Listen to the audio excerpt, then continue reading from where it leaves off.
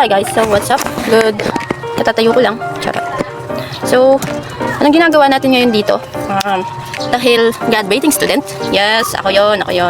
Gagraduate nga ba? Charot. Siyempre gagraduate tayo. Kailangan nating i-sure ball na gagraduate tayo guys. Kapag hindi, anong mangyayari sa buhay natin? So, eto na ako.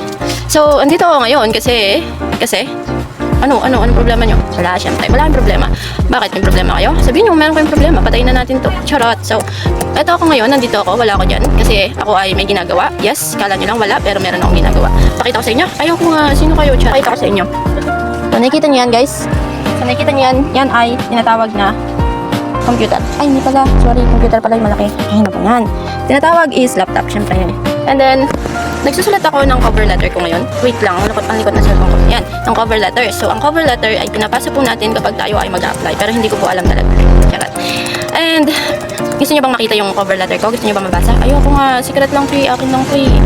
Sige, bibigyan ko kayo ng silip. Pansi lang ha. So, silip. Oops.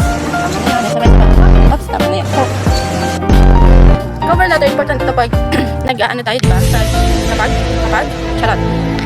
Importante ito kapag tayo ay mag-a-apply ng work. So, cover letter lang, wala pa akong resume. And then, mamaya na yung alis ko. Guys, kinakabahan ako, guys. Charot, kinakabahan daw ako, pero gagawa ko pang mag-video. Shish. So, eto guys. Ako nga pala yung, teacher, behavioral therapist. Yeah? Gusto kong maging behavioral therapist, guys. If hindi kayo familiar, i-search na lang. Ano yun na yan, guys? Huwag nyo na-explain. So, ABA therapy or behavioral therapy. What? Ano naging? Charot. So, ano yung explain ko dito? More on, ano lang naman siya, continuous learning. Diba? Paano ba explain? So, tayo yung, kumbaga pa, as a ABA therapist, tayo yung mag-guide sa mga bata na nasa, alam nyo yun, nasa loob ng spectrum. Like, may ADHD, merong autism, and yung other stuff or other things na kailangan ng bata. Mga normal development na kailangan nilang ma-meet sa age nila, but sad to say, hindi nila na-meet on time. Kaya, andito ang behavioral therapist to help them para in their near or sa kanilang future, they will see kung gaano, they will see, ano pinagsasabi ko guys? So, para sa future ng mga bata is unti-unti nilang mabago. Hindi naman mabago. I mean, unti-unti nilang matama. Ano ba tama din?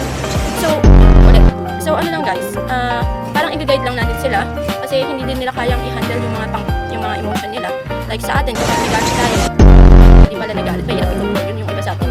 Or kunyari, meron tayong ayaw. Sa atin, ang gagawin lang natin, minsan, aalis tayo sa isang lugar. Yun yung escape or yung coping mechanism natin para matanggal yung alam mo yun? Ano sinasabi ko?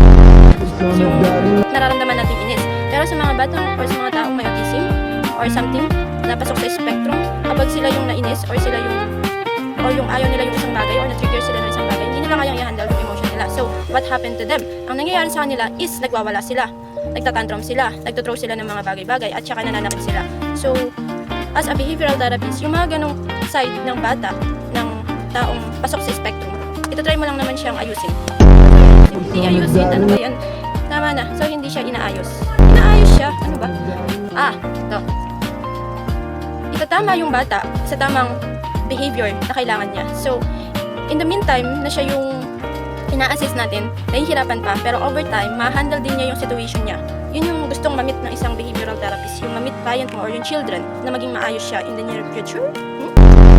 O yun, para, alam niyo yun, kahit yung normal day lang ng mga bata or ng isang individual na pasok sa spectrum, ma-meet na nila yung mga work na kailangan nila, like pagbibihis, pag-brush ng teeth, pag-shoot ng ball, or yung pag-upo nila, sitting behavior, kasi may mga bata na may ADHD na kung saan napaka-destructive talaga nila, like binigyan mo sila ng isang task na magsulat, and then after that, later on, wala pa man, makikita niyo yung isang laruan, maglalaro na siya. Hindi pa naman niya tapos yung kanyang writing session. So, ganun yung kanilang trabaho. So, wala pa talaga akong super knowledge about dito kasi, guys, future ABA therapy, right? Hindi pa ako behavioral therapy, future pa lang, guys. So, ito ako ngayon. So, sabi ko dito, siyempre, nagsulat ako. Sabi ko, they're hiring manager. Uy, hiring manager. Hindi ko kasi kilala yung So, di ko alam kung saan ko around dito lang sa Durlac. Siyempre, umuwi ako sa Durlac. So, lahat ng ABA center dito, pag papasan natin, hanggang tayo ay matanggap, of course. Gusto mo to, diba? Bayaran mo yung sarili mo. Sige. So, yun. So, sabi ko dito, diba, sinabi ko na, makinig eh. So, they are hiring yan? Yes sir. Good day. Sabi ko, hindi ako galit. Okay, good day. My name is Che, and I am graduating student pursuing a Bachelor of Science in Psychology. Saan?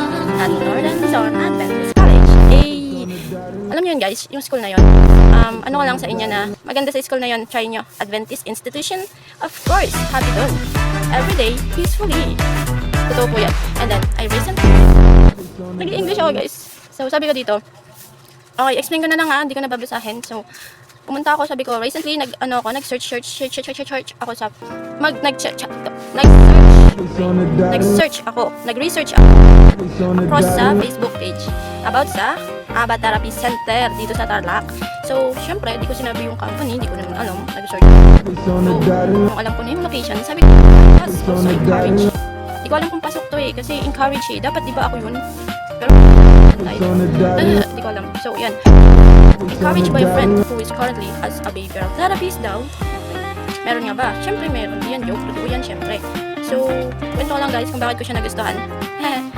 Kwento time. So, yun nga. Sige. So, nung third year kami sa concept, meron kaming tinatawag na OJT. Ano yung OJT? Ano yung on the job training, di ba? Tapos, so, yun, on the job training. So, that time, by the way guys, working student pala ako before. Kasi ngayon patapos na ako, hindi na working student. Full-time dapat ako, full-time tambay ako ngayon, charot. Kaya nga ako naghahanap ng work, para maging full-time tambay with work, di ba? So, yun na yung sasabihin ko. So, dati, working student ako. So, syempre, pag working student, alam niyo na ang kasunod, kulang ng financially unstable. Not financially stable. I am financially unstable. So, during that time, nung OJT namin, I want to try clinical setting. But the problem is, mula sa Pangasinan to Manila, or mula sa Pangasinan to, saan? To Baguio. And the cost of living in Baguio is super high talaga yun. Mga boy, mga pare. So, yun. And kung pupunta din naman ako sa Manila, kapatid ko nga pala, say hi Jack. Ay. So, ayun, nahiya siya guys. Okay lang yan guys, nandito naman ako. And, sa Manila naman kasi, ang problema ko din naman, super high din ng, syempre, ng cost of living. Mga tayong pera na, kaibigan eh. Kung may pera lang tayo, di sana, nag-go na tayo doon, di ba? And then, those time, sabi ko, gusto ko talaga ng clinical setting, pero I think hindi aabot.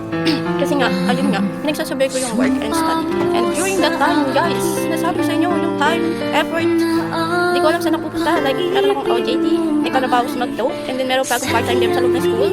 It's so hard, you know that? Nag-English siya ate. So, yun, super hard talaga that time na parang gusto ko na lang ma-limelight dun sa higaan ko.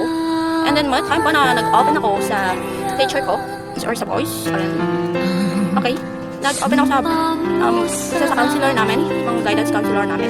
And that time, nag-open ako sa kanya. Sabi ko, sir, karating niya yan. Siyempre with emotional feelings. Sabi ko, sir, anong dapat kong gawin? Ganito kasi yung nararamdaman ko. Parang pagod ako, sabi ko that time. And then sabi ng teacher ko, okay lang naman mapagod, basta wag kang susuko at wag kang mahimlay. Sabi niya gano'n. So, sabi ko sa kanya, that time, tama kayo sir. Parang ano lang naman, irrational na ako mag-isip. Hi sa mga psychology student yan, alam niyo yung REBT? Rational versus irrational. Those time na nakaramdam ako ng gano'n, napaka-irrational ko.